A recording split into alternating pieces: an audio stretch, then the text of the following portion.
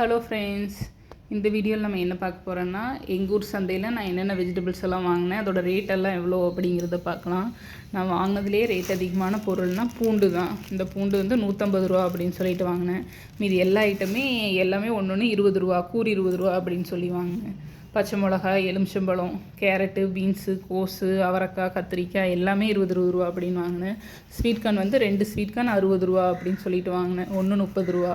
இங்கே பக்கத்தில் இருக்க கடைனா ஒன்று 40 ரூபா 45 ரூபா சொல்கிறாங்க. உங்கள் ஊரில் ஸ்வீட் கார்னில் என்ன ரேட்டு அப்படின்னு சொல்லுங்கள்.